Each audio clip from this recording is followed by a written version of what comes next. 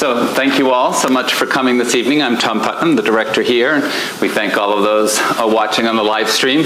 I've done forums now for maybe 25 years, and I've never done this before, but I thought this book was worthy of a bottle of champagne being toasted on stage.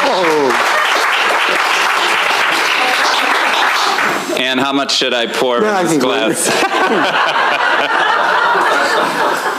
So we know, Bob, that this has been a lifetime and a labor of love, and we, all of those who admire you so much, celebrate this fine achievement.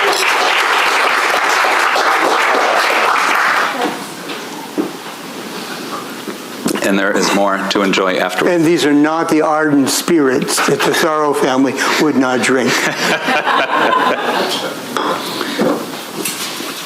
I'm sure all of you know Bob Gross, but there may be some who are uninitiated. And there was a lovely review in The Atlantic, and I thought the writer did such a nice job introducing Bob. Rather than trying to put my own words, I thought I would just read it.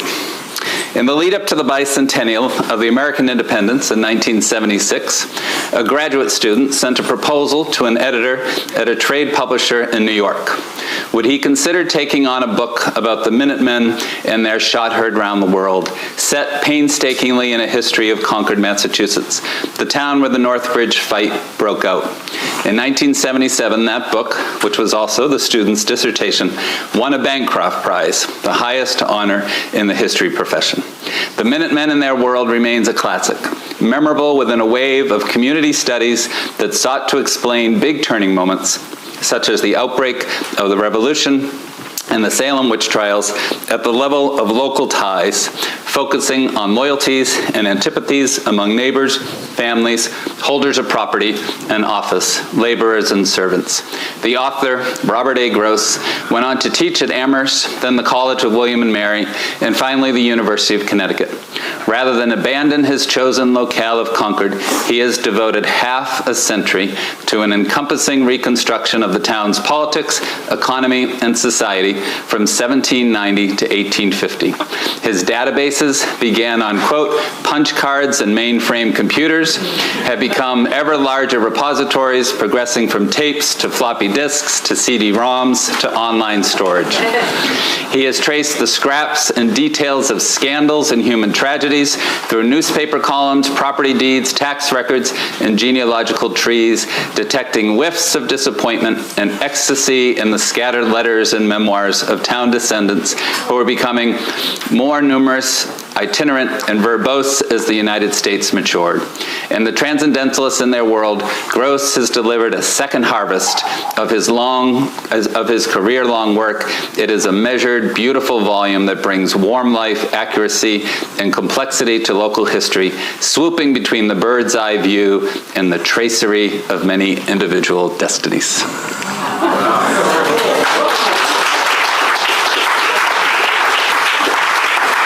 So here's to the second harvest here in Concord. If you allow me just to make a few opening comments, and then I'll share things, ask questions to Bob. I'm someone who's both too impatient for crossword puzzles and jigsaw puzzles. I only do crossword puzzles in papers where the answers are on the next page, so as soon as I get stumped, I can turn.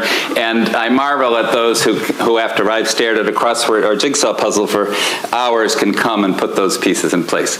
But that's how I felt in reading this book, that I was in the hands of a master historian who was putting pieces of the puzzle in place for me.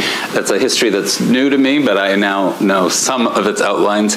But the kind of interlocking pieces and the connections actually between your first book and this book, and then between, here's just one example. I mean, who knew that Henry Thoreau was there singing the Concord hymn the first time it was sung by the votive stone, where Emerson was actually down in Plymouth with his wife Lydian. I wouldn't have known that, and one of those kind of small details in the book.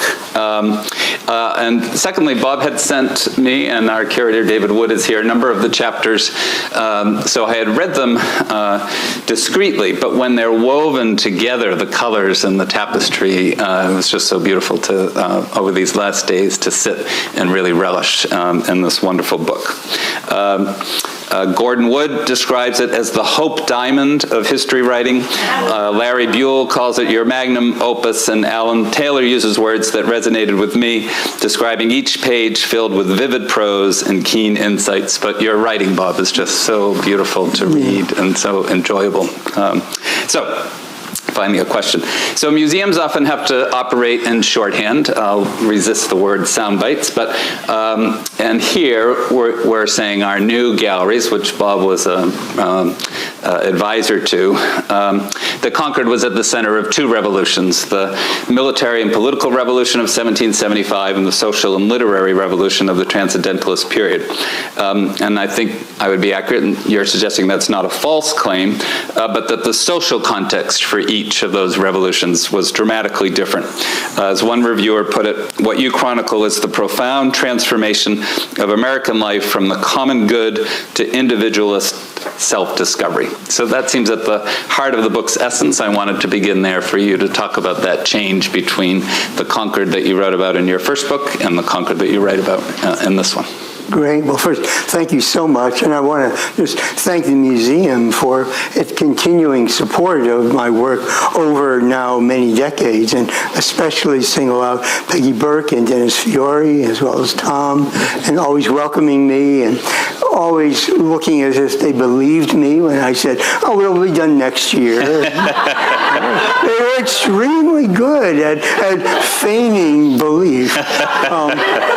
And of course, most of all, David Wood, with whom I've now had a 3 or 4 decade-long conversation about everything from William Monroe's pencils to Thomas Dugan's farm equipment and a whole host of other things. And David, when I was wont to wax enthusiastic about something or another, would just take up an object and say, so what about this? And I had already in the Minutemen been attuned to incorporating what we call material culture and landscapes into my writing, but the museum was really crucial in making, fostering in me the desire to always be asking, what did that look like? What did they wear? What objects were there on their table? And I think I try to weave that in the book. So, to come to your question, you really have the notion that the Minutemen and the colonists broadly in Massachusetts and the North, and maybe overall, were fighting for collective goals, for the right of every community to govern itself. And you'll recall that when the British were cracking down on Massachusetts, they revoked the charter. And it was that act of revoking the charter that in the summer of 1774 touched off the explosion of political resistance. One of the key aspects of that charter was that it recognized town meeting governance.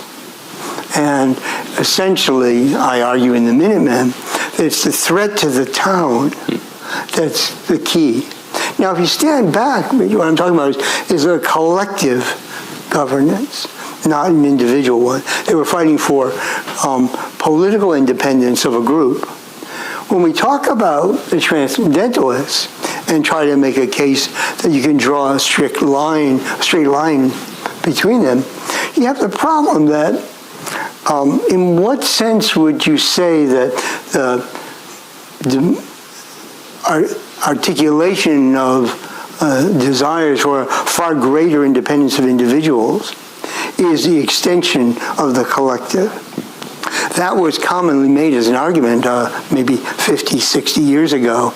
A historian named Ralph Henry Gabriel argued that what the Minutemen began on April 19th, the Transcendentalists continued in the mid, he would say, starting with the American Scholar.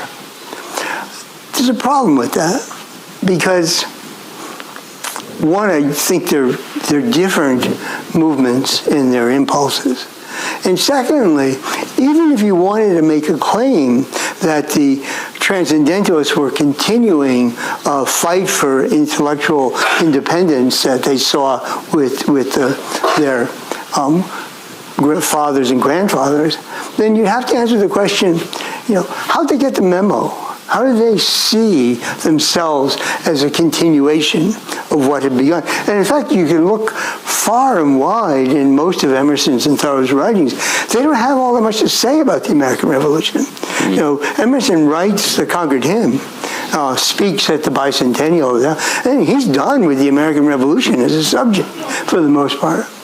Likewise, Thoreau. Thoreau actually scorns the radicalism of Concord in A Week on the Concord Merrimack and says, this town's opposition to the British was as sluggish as the river.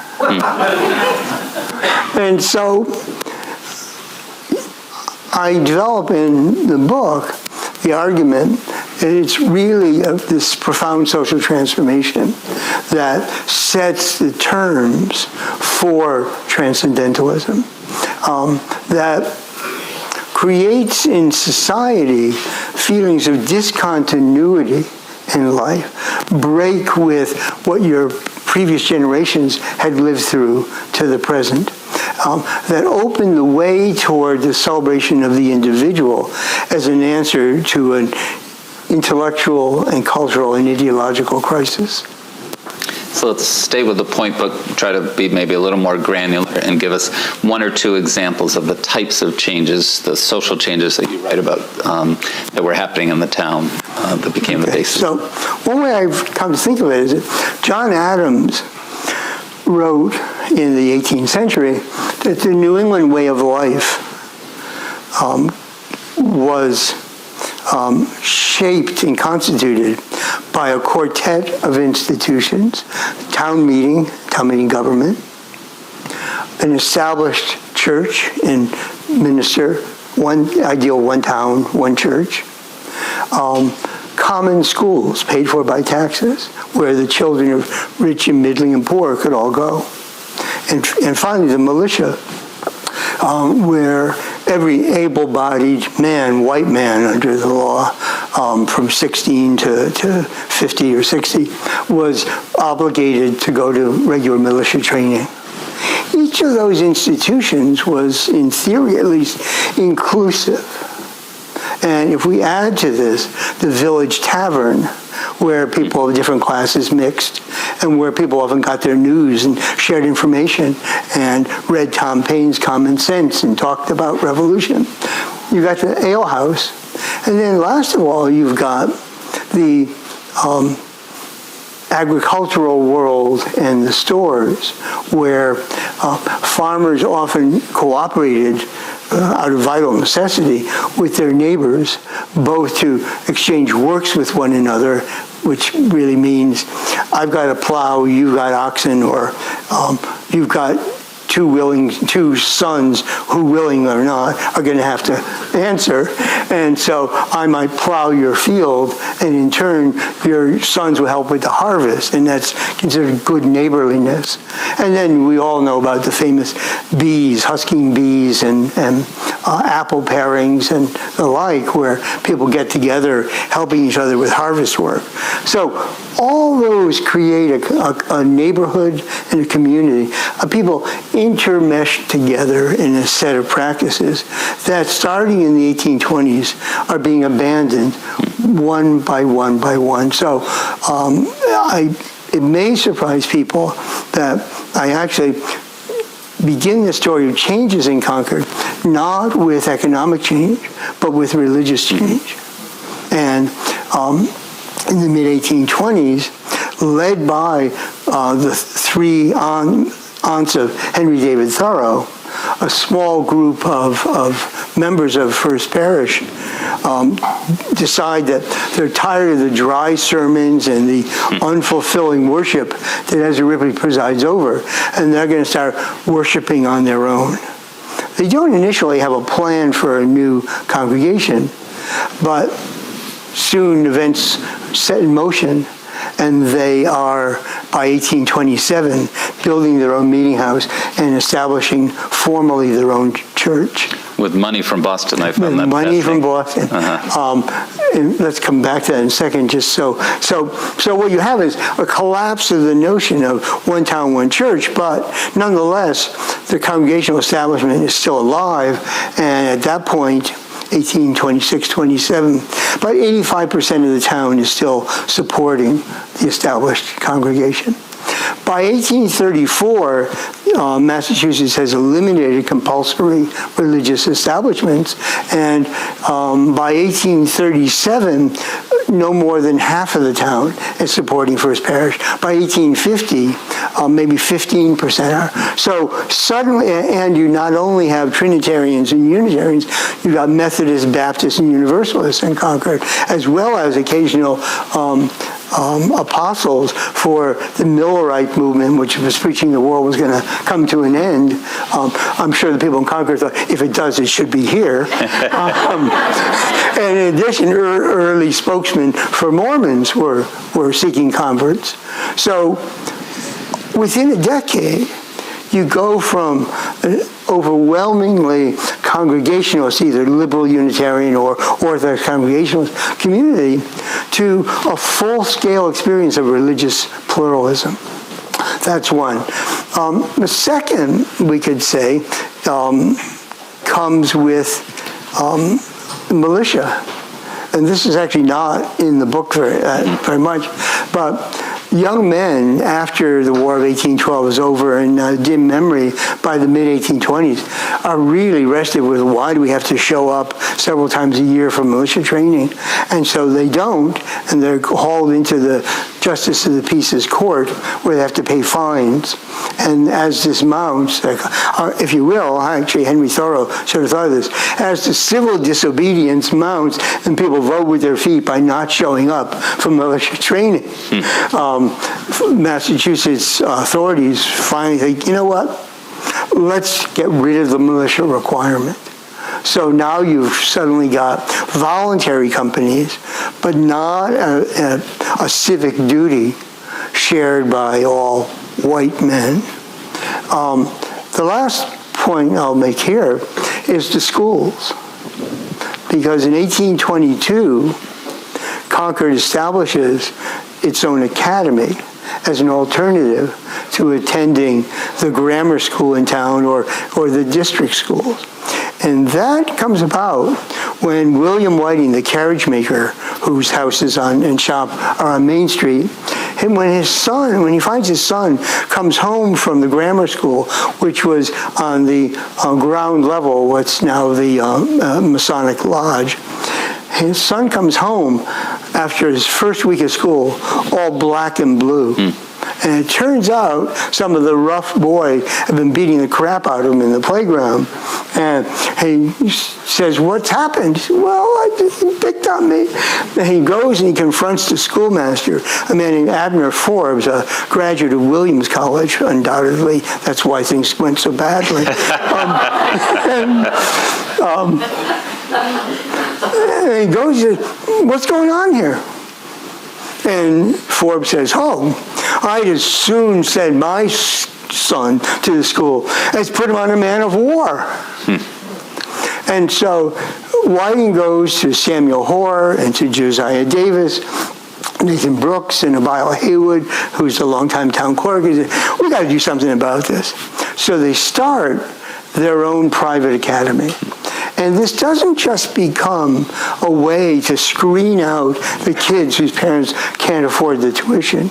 It also provides them an opportunity to give their kids better education than is available in the town schools. It will operate through the year like the grammar school, but girls can attend all year round, whereas they couldn't in the town schools. And most importantly, they could promise much smaller classes. The town schools could have, the grammar school could have enrollment on the books of 80 to 120 students, though there was so much absenteeism that maybe 50 or 60 on a given day. But the academy might have 20, 25, and the preceptor had assistants. Does that sound familiar? Use tuition to screen out people you don't want your kids to be with and promise them much better and more personalized schooling. So in those ways, you begin to say, the ties that bind are starting to wear thin and unravel. In your first book, you explain why that first battle happened here in Concord. And I appreciated Megan Marshall's review endorsing the book when she states that this new volume convincingly answers the perennial question, why Concord? The intellectual flowering known variously as the American Renaissance, American Romanticism, and Transcendentalism could have begun nowhere else. So why did that second flowering happen here in this town? That is so lyrical. And I didn't say that. That's not my art. But I'm glad to claim it. I think you put together several things. First, I make no claim that Transcendentalism is a local product. This is German idealism, European and British romanticism that has already crossed the ocean and has affected a wide range of intellectuals and thinkers. Emerson has read Wordsworth and Coleridge and Carlyle and Goethe before he's ever come to Concord. He's already framed some of his basic ideas. What Concord does for him is provide a place where he can find the resources with which to develop his thought. I would say that Boston and Concord together serve for Emerson the ground on which he's going to experience the transformation of American life and find examples of it over and over again.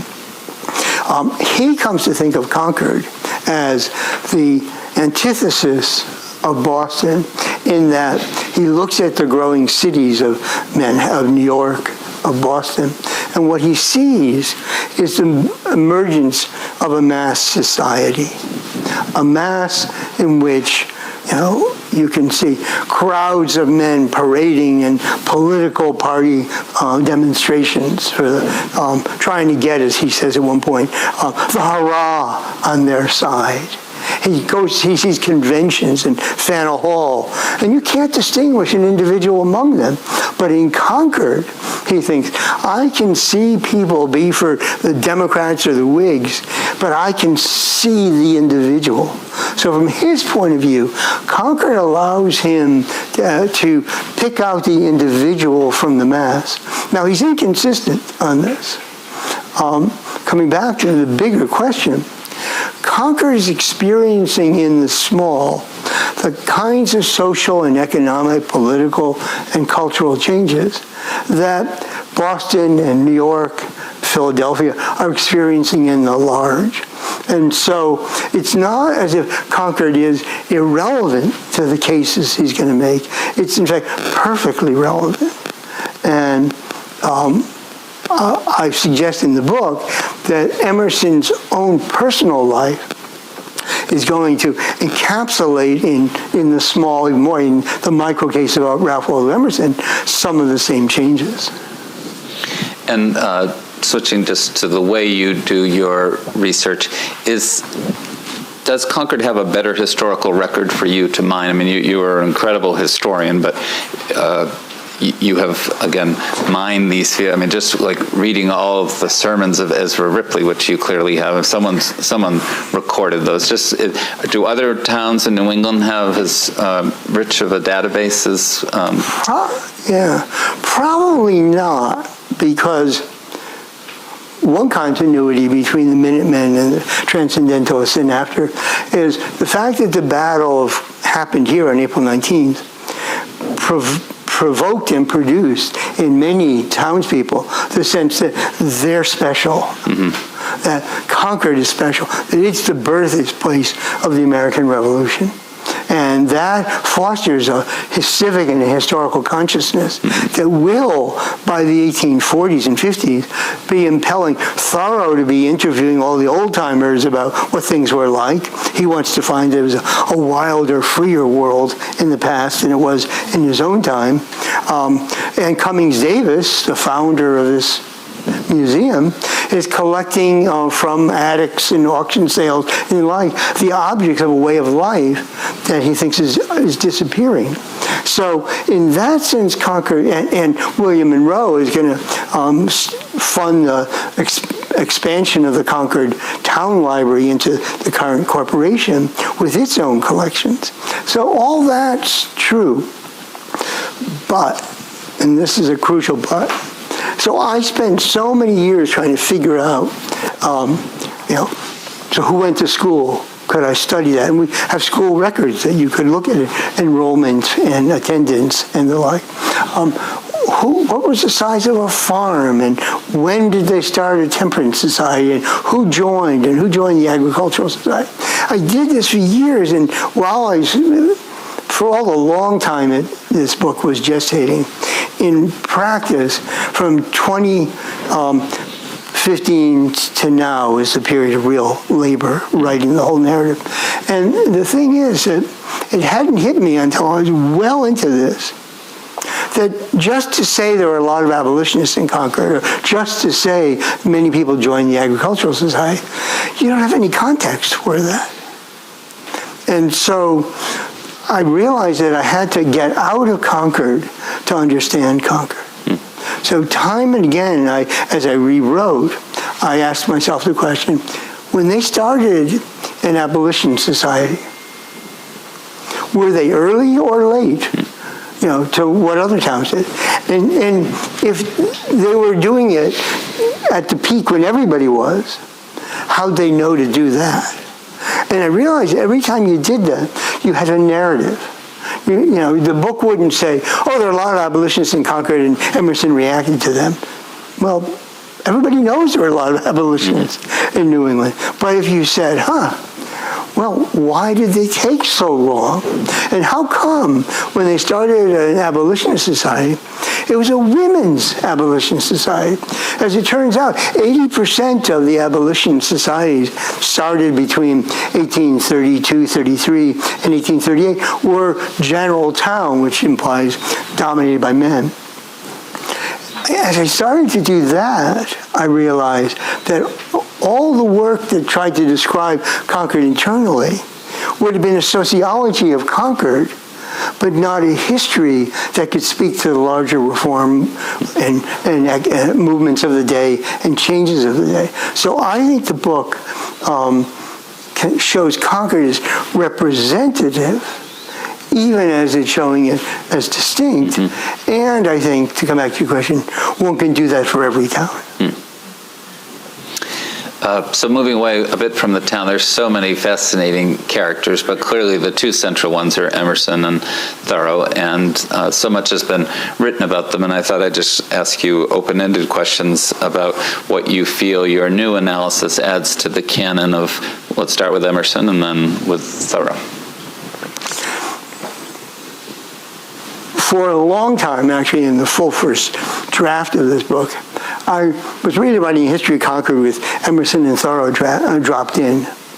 When I rewrote, I structured the second half so that each of the chapters is really framed by Emerson, and we watch his career develop. And what I hadn't realized, and this was a sort of eureka moment, is that the lectures he gave in Boston between 1837 and 1841 were not only influential and drew big audiences, but also were the source of some of his most important essays. And his collections of essays published in 1841 and 1844, his literary scholars and historians are prone to relate to the 1840s. But I realized he was laying out these claims for self-reliance, for a vision of society as organized around the individual, not sacrificing the individual to the group. his view of economic change and globalization as a force transforming America and the world and yet falling short. All these perceptions and his disdain for political parties and partisanship, all these perceptions were grounded in the very years that he was settling in Concord.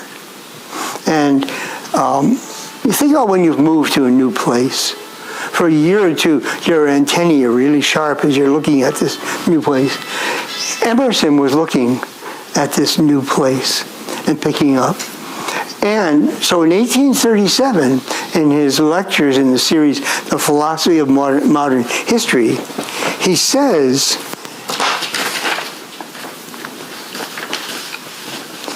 that former men, meaning previous generations, acted and spoke under the thought that a shining social prosperity was the aim of men, and in compromise or sacrifice forever the individuals to the nation. The modern mind, meaning his generation, teaches in extremes that the nation exists for the individual, for the guardianship and education of every man.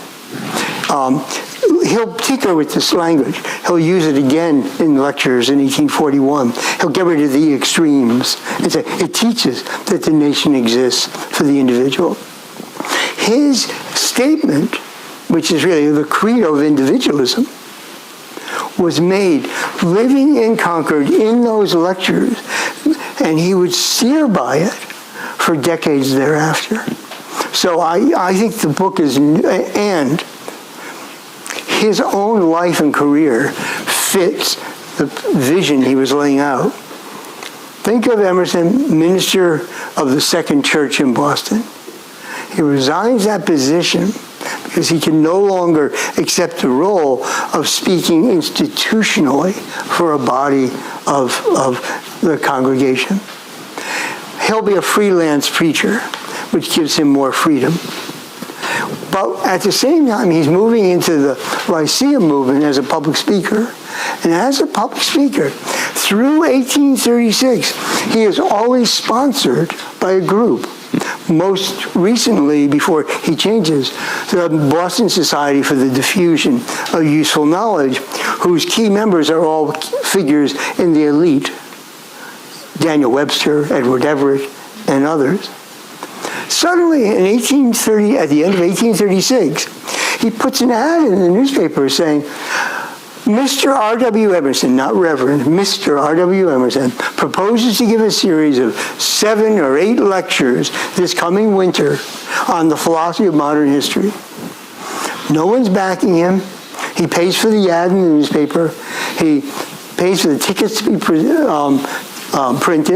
He has them put in booksellers, and he hires a man to take care of the lighting. He rents the Masonic Temple, and he hires a man to do the lighting, clean up the room. He's one man stepping forth to speak on his own. And what's the central theme of speaking on his own? Society is organized around the individual. So the theme of individualism mirrors the very change in his life, that he's now speaking as the individual. And he's writing the lectures in Concord, bringing them to market in Boston, just like his farmer neighbors. If Emerson is... the second half of the book is around Emerson. Interestingly, the first half of the book, not so much about Thoreau, but about his family. You weave his family's history. Tell us why you chose to do that. Well, one, because the book didn't work when I didn't do that. And that's because it was a fundamental problem. Emerson moves to Concord in 1834 after being a child of Boston. And he doesn't really decide to settle here until 1835. Thoreau was a kid. I mean, he's born here, but he's born in 1817. So, he didn't leave us a lot of early journals as a 6-year-old. And he goes off to college in 1833, graduates in 1837, and comes back. But most of the social transformation is well on its way. And a lot of the literary scholarship that I'd read over the years treats Thoreau as, oh, the railroad came in and he reacted against capitalism. But that's all too late in terms of really understanding what had been going on. Mm-hmm. And so when I rethought the book, I thought, okay, part one is the story of the transformation of the town, but I could frame it, each chapter, as the history of the Thoreau family in the town. And so his aunts are in the lead in the split in the church. Mm-hmm.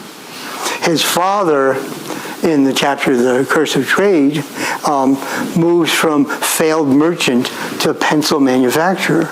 Actually, in moving from commerce to manufacturing, following a transition that a good many merchants had done to instigate the Industrial Revolution. And a brief summary of this is that the Thoreau family is effectively, tuned to the economic currents of the age, father making this change to manufacture, participating in expanding capitalism. The family is caught up in the religious conflicts of the time as Cynthia Thoreau temporarily defects from Ezra Ripley's congregation and joins her sisters-in-law before coming back. John Thoreau joins some organizations like the Lyceum, and so they participate in that movement. John Thoreau, the father, himself has been a school teacher. He's also been a farmer. So the family was attuned to the changes of the age, and in particular, strongly endorsed all the cultural self-improvement movements, including temperance. When I joked about, the not ardent spirits, that was particularly significant because John Thoreau sold booze in his store, and Cynthia Thoreau's mother and father had kept a tavern. And then Cynthia worked in the tavern and in her mother's boarding house.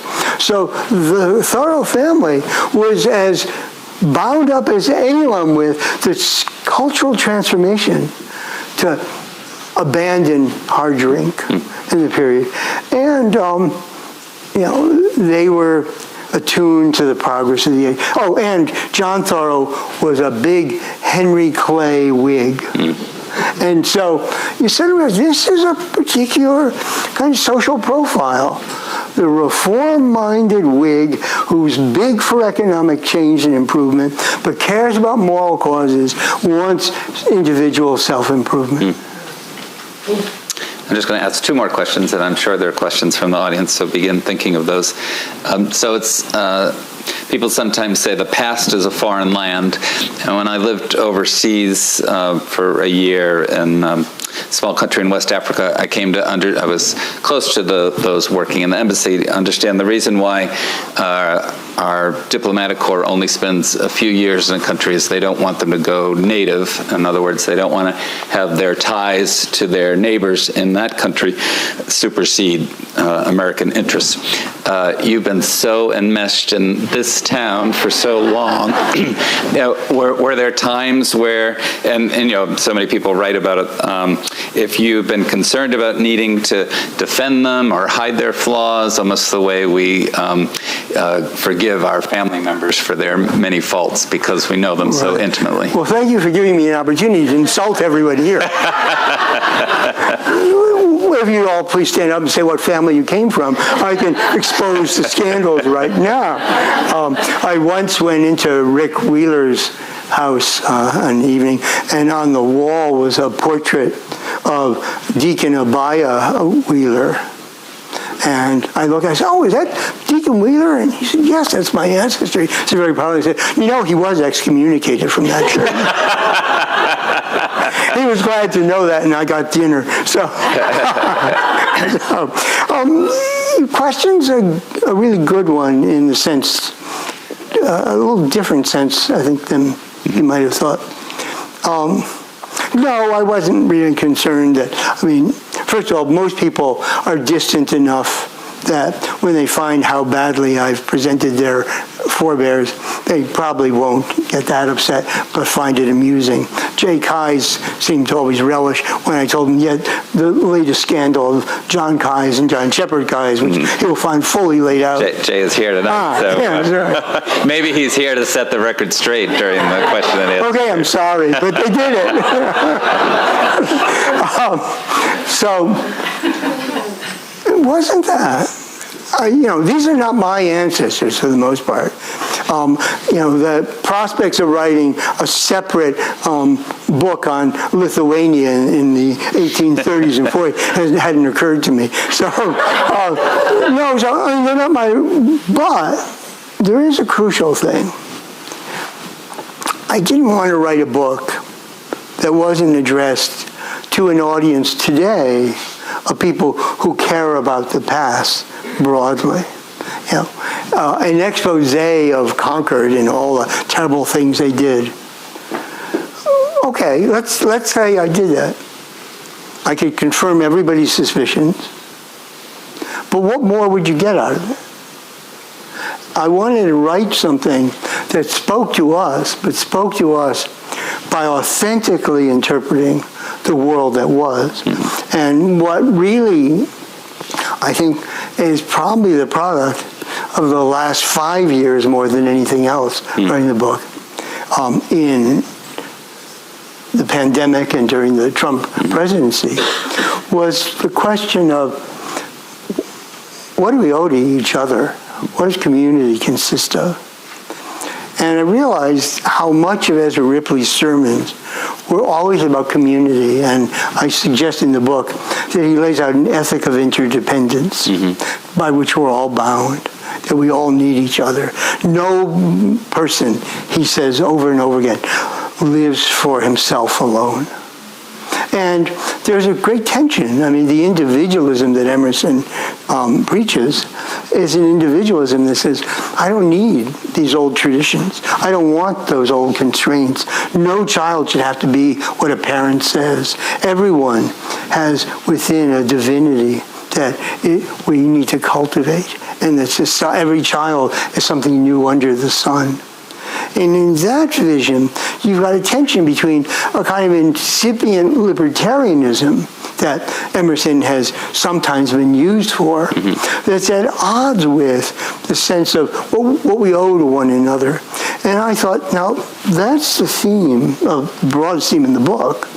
And I think it's one that actually wasn't written for the current moment, but speaks to the current moment. I've found that, I know a little bit about Ezra Ripley, but such a sympathetic portrait. You painted him especially wearing his outdated breeches while everyone else had converted to pants. He was still wearing his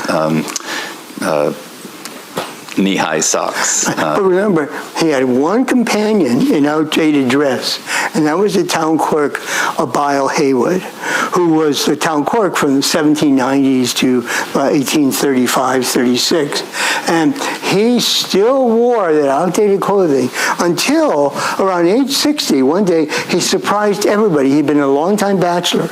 And at age 60, he suddenly announced, I'm getting married, and I'm going to wear pants. And in a sad kind of asked the lawyer, Nathan Brooks, the husband of Mary Merritt Brooks, how do you put them on? And Brooks says with his smile, think over your head. And so, I'm interested, I want another thing, because I want to make sure I don't forget this. Another key aspect of trying to present as sympathetically as I could what I thought my characters understood themselves to be doing was also to focus on the question of race in Concord and the relationship between the small community of free people of color and the wider town and the interconnections among them. I was astonished in doing the research at how many ways, if I looked, I could find the Garrison family and the Robbins family and the Dugans intertwined in their lives with the white community. Sometimes suffering discrimination and hostility. In other ways, being part of everyday relationships, and still others. So Susan Robbins Garrison, who had been a member of the African Baptist Church in Boston, and the family were founders of it, she's living in Concord and doesn't change her membership to a Concord congregation until the split in the foreign Trinitarian churches form, and she then joins the Trinitarians. That's a kind of telling moment. And when the Concord Female Anti-Slavery Society is started, a key aspect of abolitionism was black activists and white activists together fighting not only to end slavery, but for equal rights for all citizens. Well, she's a founding charter member of the society. So, here you have in the small ways in which you can see the larger abolitionist movement taking shape. You end the book 1845. Why did you end there? You really didn't want to read anymore. and my wife Ann, if you had any more words, we're out of here. So, actually, I ended there because, in my understanding, Emerson is poised on a national career, but in those lectures has worked out all his fundamental ideas. And Thoreau has come back from Walden with the first draft of his book. And I wouldn't say, and he just has to make a few changes. He's going to make massive changes, particularly in the ways in which he really schools himself as a naturalist and rewrites. But that's in the book is published in 1854. So we're really talking about yet another decade to trace. And given the kind of what you call granular research, I couldn't possibly do that. Because if I did that, I'd then have to end not with Walden, but the Civil War. And that would just throw everything off kilter. And I thought, I've really established how these ideas take shape in community, how they address the community, and crystallize. And I thought, on that note, crystallization. And the other is, I didn't want to just talk about how Transcendentalism develops with Emerson and Thoreau in Concord. I also want to talk about what Concord meant to and in the writings of the Transcendentalists. So the last chapter is ending with how Emerson and Thoreau, in their separate ways, take Concord and make it the quintessential American town. So that what I say is basically, when Emerson says Concord, he means Massachusetts. And when he means Massachusetts, he talks about New England. And then, next thing you know, he's talking about America, the young American. And so, he's generalizing from the observations and perceptions honed here to portray in America that lots of people who've never seen Concord will think, yes, that's a quintessential America. So we can say in the Concord Museum, Emerson and Thoreau's America is Concord writ large. Your questions? Yes, ma'am. It's hard to drive around this town and not see the name Hosmer everywhere. Who are these Hosmers? Why is their name on every road? What happened here?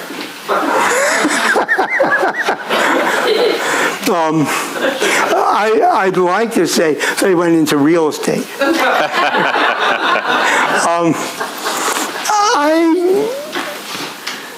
One answer is that confirmation bias, once you start noticing, you're going to notice it everywhere. Barretts and Buttricks, are going to be equally familiar. But a better answer is the people clustered in neighborhoods. Think if you go out to Sudbury Road and Fairhaven Road, that was Hubbardsville. And go up Barrett's Mill Road, it's Barrett's Mill Road. All over Concord, there are hamlets that were named for families.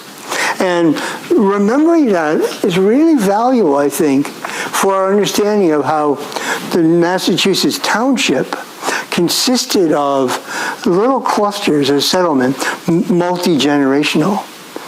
But as I say that seems like a good answer, except that I say in the book that by 1835, when Concord celebrates its bicentennial, only about a third of the population consists of descendants of people born in Concord who are descendants of the founders. Roughly 2/3 were newcomers.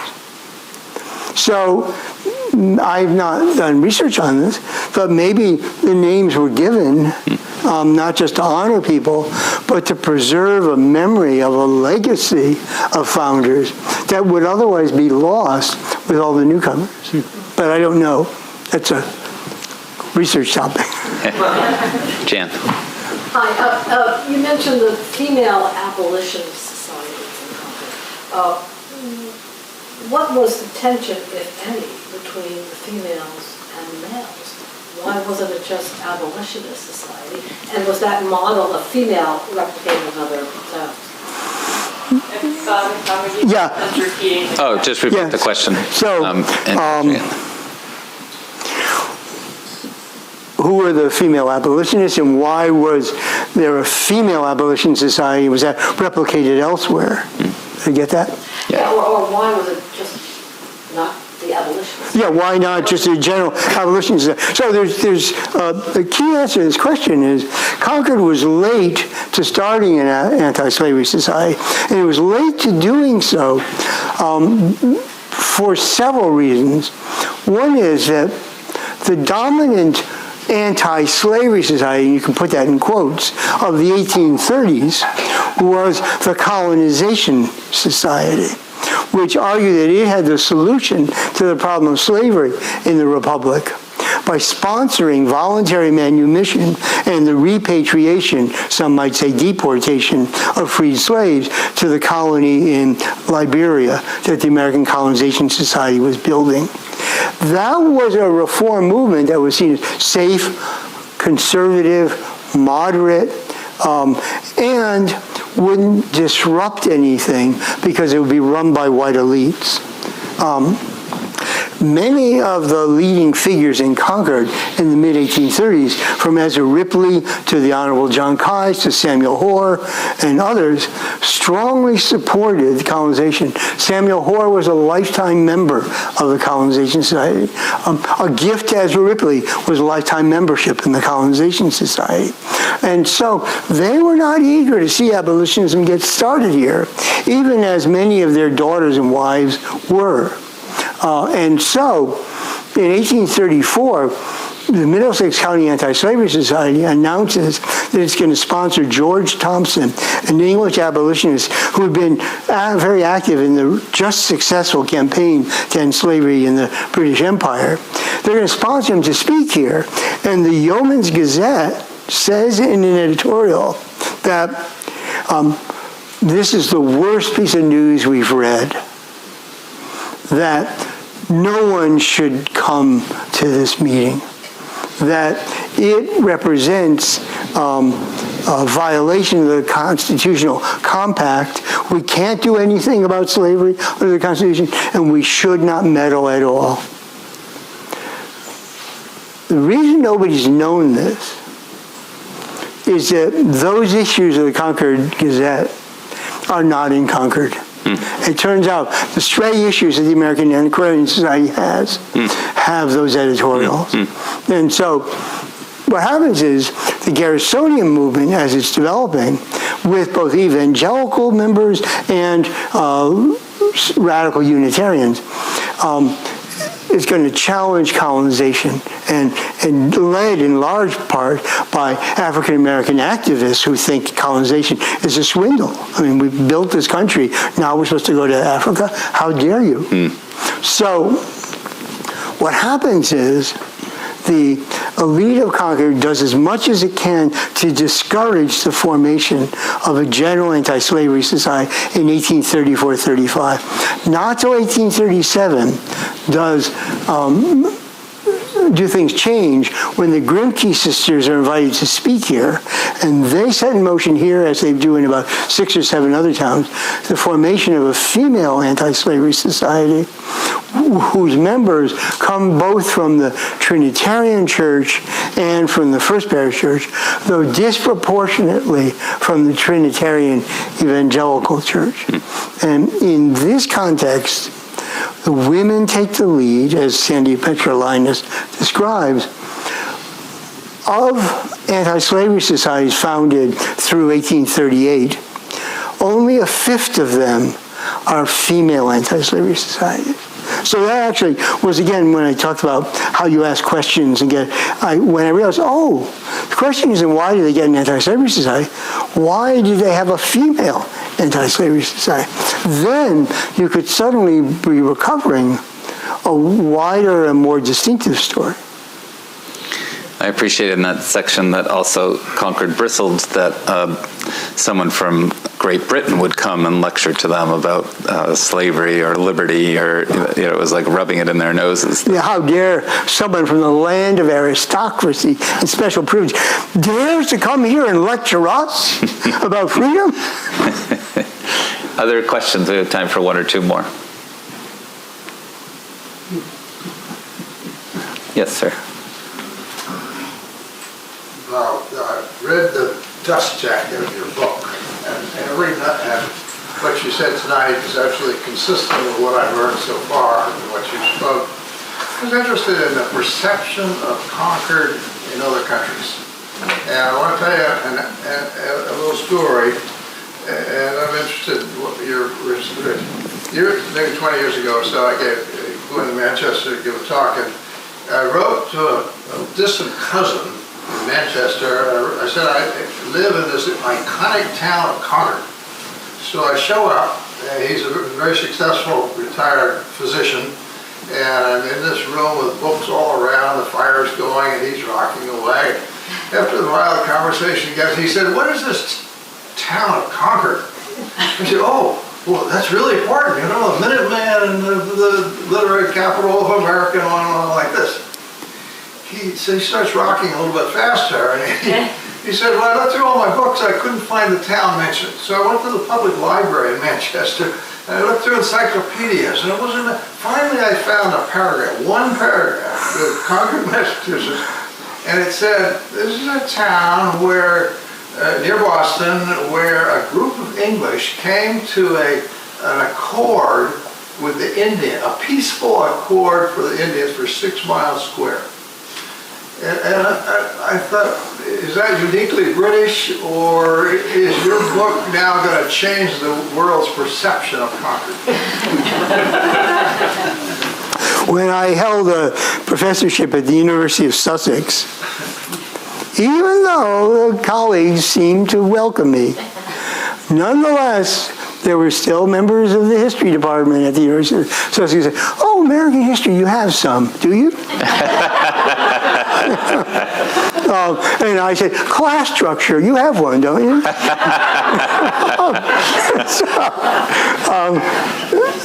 I don't know, actually, that Concord would stand out in Britain or elsewhere.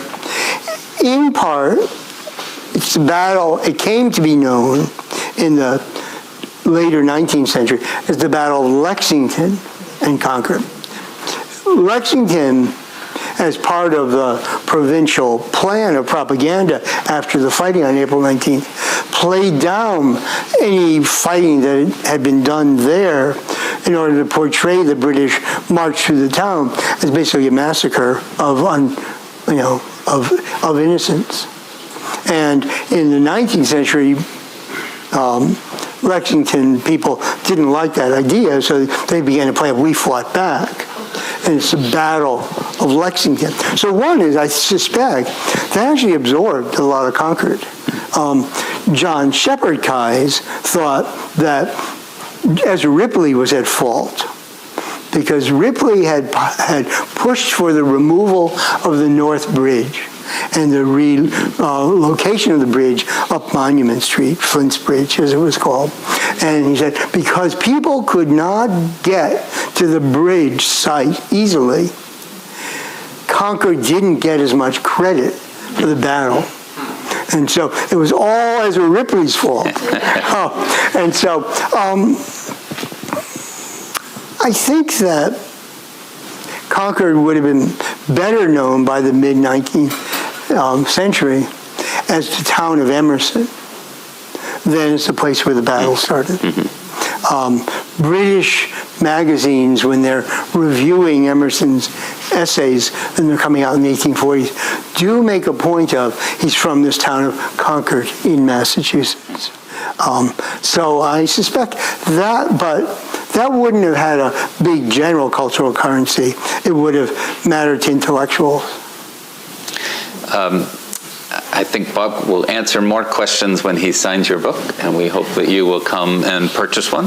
But Bob, what a wonderful evening you have, and what a gift. Again, this book is, I'll end where I began, and in the spirit of common good, I will confess that I bought a nicer bottle of champagne for Bob and I.